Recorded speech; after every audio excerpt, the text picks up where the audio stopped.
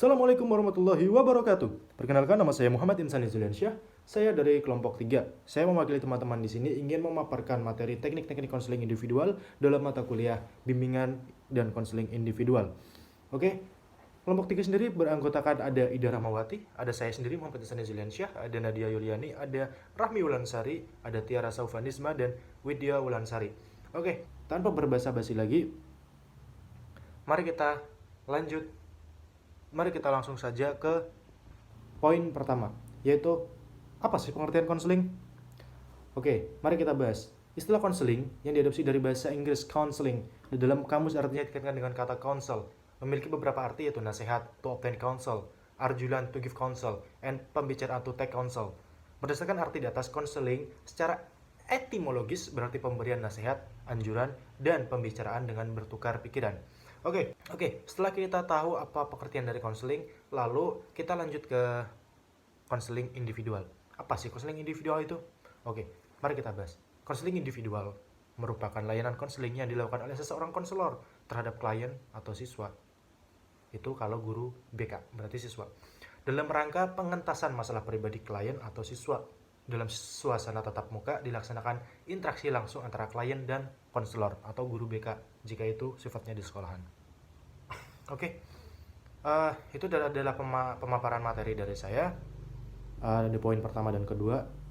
Poin selanjutnya akan dijelaskan oleh teman saya kepada rekan saya. Assalamualaikum warahmatullahi wabarakatuh. Perkenalkan, nama saya Ida Rahmawati. Di sini saya akan melanjutkan presentasi dari teman saya.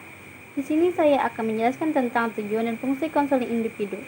Konseling individu memiliki dua tujuan, yaitu tujuan umum dan tujuan khusus. Secara umum, tujuan konseling adalah upaya klien dapat mengubah perilakunya ke arah lebih maju melalui terlaksananya tugas-tugas, perkembangan secara optimal, kemandirian, dan kebahagiaan hidup. Secara khusus, tujuan konseling adalah tergantung dari masalah yang dihadapi oleh masing-masing klien. Adapun menurut Prayitno, tujuan umum layanan konseling individu adalah mengentaskan masalah yang dialami klien. Apabila masalah klien itu dicirikan sesuatu yang tidak disukai adanya, sesuatu yang ingin dihilangkan, sesuatu yang dilarang, sesuatu yang dapat menghambat proses kegiatan dan dapat menimbulkan kerugian. Layanan konseling tidak hanya bersifat penyembuh atau pengentasan masalah saja, melainkan konseling juga bertujuan agar klien setelah mendapatkan pelayanan konseling diharapkan dapat menghindari dari masalah-masalah yang dalam hidupnya, memperoleh pemahaman diri dan lingkungannya, dapat melakukan pemeliharaan dan pengembangan terhadap kondisi dirinya yang sudah baik agar tetap menjadi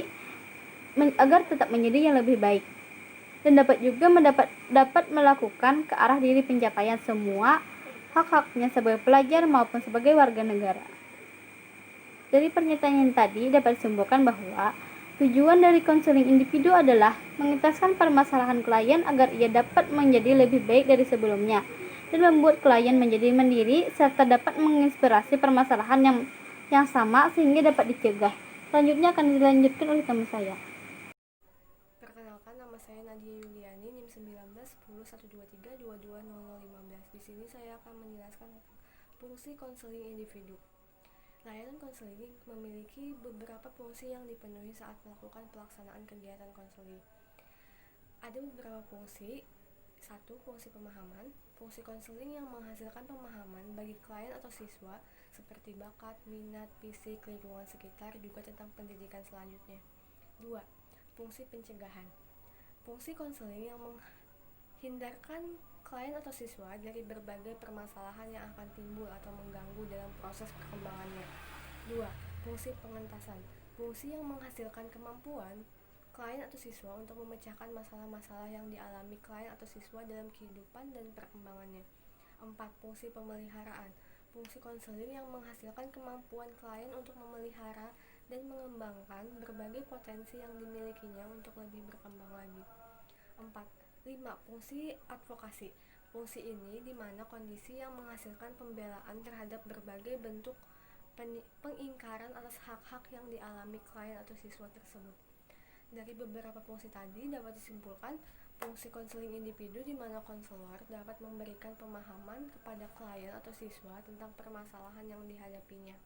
Ketika klien atau siswa tersebut telah memahami maka permasalahan tersebut dapat dicegah serta dapat memelihara dan mengembangkan potensi agar tetap dalam kondisi lebih baik lagi. Sekian dari saya, terima kasih.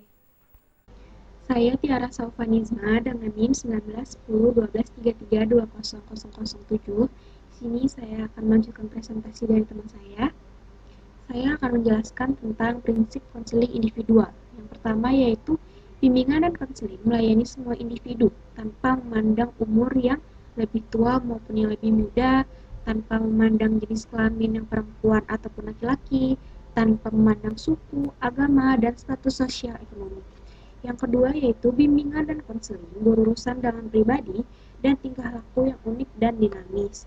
Yang ketiga yaitu bimbingan dan konseling memperhatikan sepenuhnya tahap dan berbagai aspek perkembangan individu. Jadi bimbingan dan konseling di sini tidak hanya memberikan bantuan dan arahan, tetapi juga memperhatikan sepenuhnya perkembangan individu. Yang keempat yaitu bimbingan dan konseling memberikan perhatian utama kepada perbedaan individual yang menjadi orientasi pokok pelayanannya. Nah, jadi bimbingan konseling juga memberikan perhatian khusus untuk pokok pelayanannya. Yang kelima yaitu bimbingan dan konseling berurusan dengan hal-hal yang menyangkut pengaruh kondisi mental individu terhadap penyesuaian dirinya di rumah, di sekolah, serta dalam kaitannya dengan kontak fisik dan pekerjaan, dan sebaliknya pengaruh lingkungan terhadap kondisi mental dan fisik individu. Yang keenam yaitu program bimbingan dan konseling harus fleksibel yaitu menyesuaikan dengan kebutuhan individu masyarakat dan kondisi lembaga. Yang terakhir yaitu permasalahan individu harus ditangani oleh tenaga ahli. Tidak boleh sembarangan orang, jadi harus tenaga yang ahli dalam bidang relevan dengan permasalahan yang dihadapi. Jadi permasalahan individu ini harus ditangani oleh tenaga ahli dengan permasalahan yang dihadapinya. Selanjutnya akan dilanjutkan oleh teman saya. Assalamualaikum warahmatullahi wabarakatuh. Perkenalkan, nama saya Widya Wulansari. Di sini saya akan menjelaskan tentang teknik dan proses konseling individu. 1. Teknik umum konseling individu. Teknik umum merupakan teknik konseling yang lazim digunakan dalam tahapan-tahapan konseling dan merupakan teknik dasar konseling yang harus dikuasai oleh konselor. Untuk lebih jelasnya, di bawah ini akan disampaikan beberapa jenis teknik umum. A. Perilaku attending.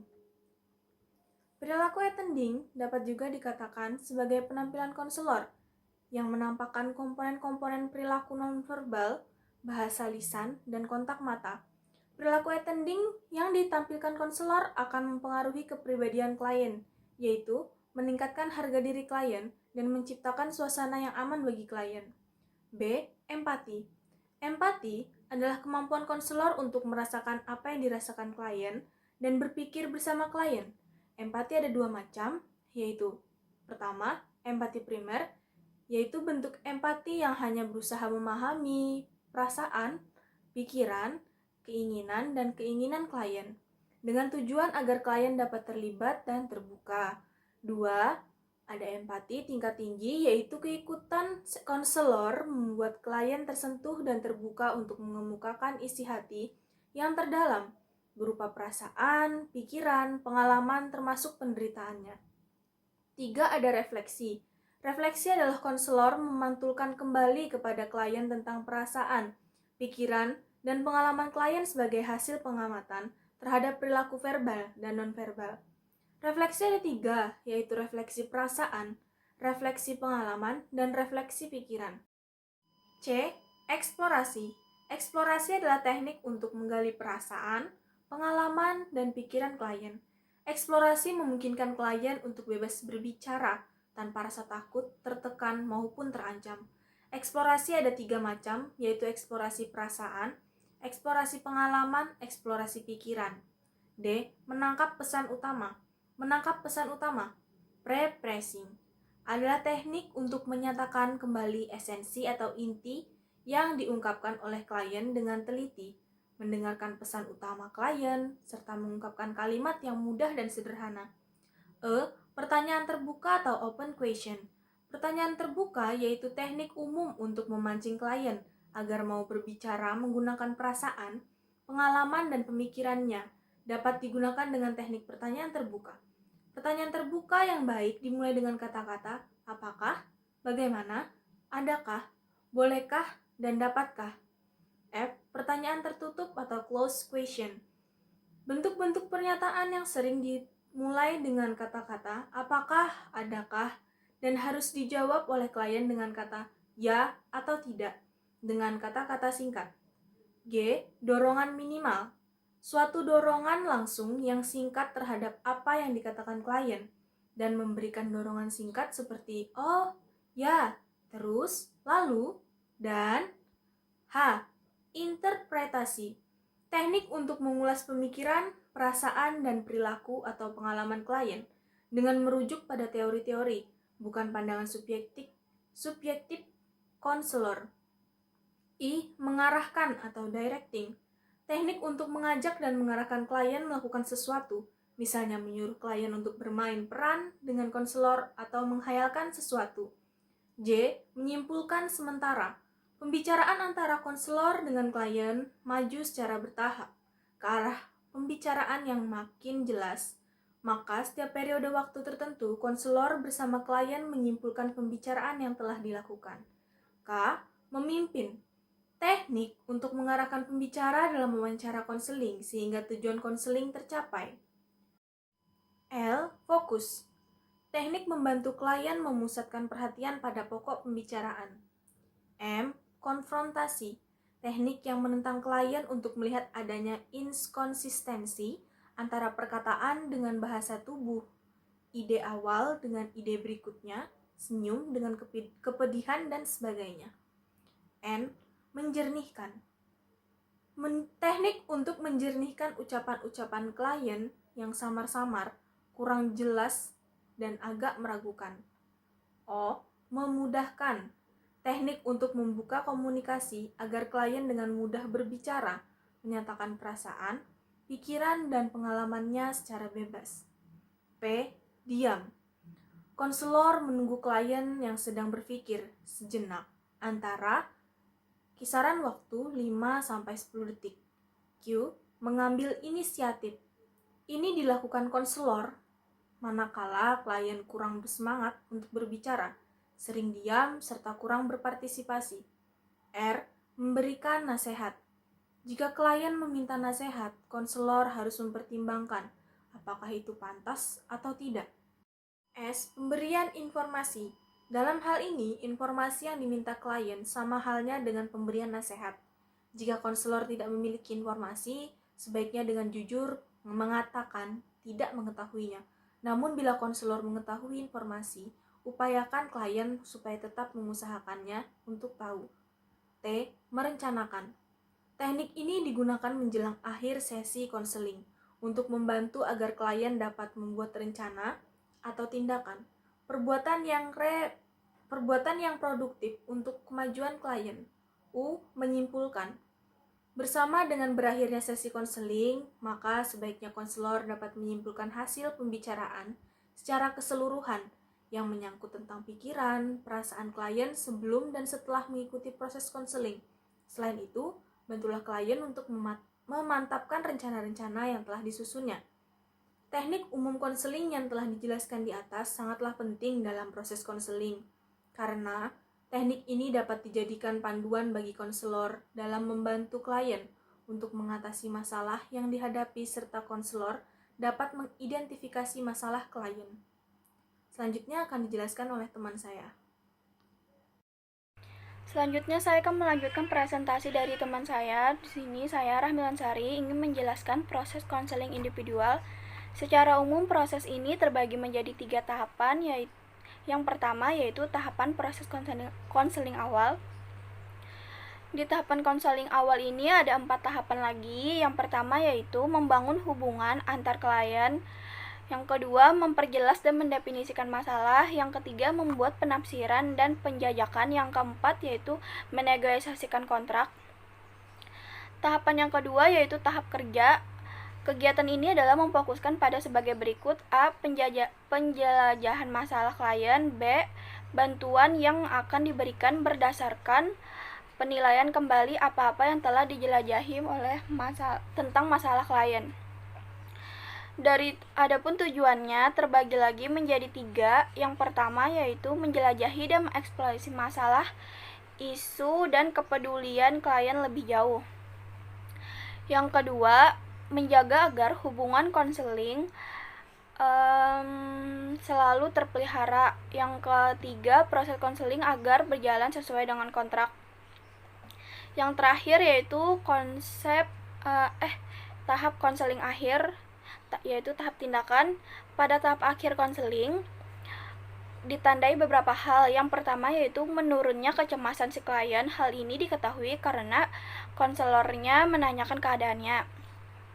Yang kedua yaitu adanya perubahan perilaku klien ke arah yang lebih positif dan dinamis. Yang ketiga yaitu adanya rencana hidup masa yang akan datang dengan program yang jelas dan tertata. Yang keempat yaitu terjadinya perubahan dunia luar seperti orang tua, teman, guru, dan keadaan yang menguntungkan sebagainya. Jadi klien tuh bisa berpikir positif, realistis, dan percaya diri. Tujuan tahap akhir sebagai berikut.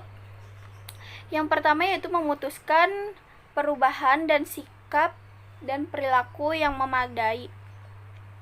Yang kedua yaitu terjadinya transfer of learning pada diri klien. Yang ketiga, melaksanakan perubahan perilaku. Yang keempat yaitu mengakhiri hubungan konseling secara baik-baik di antara kedua belah pihak.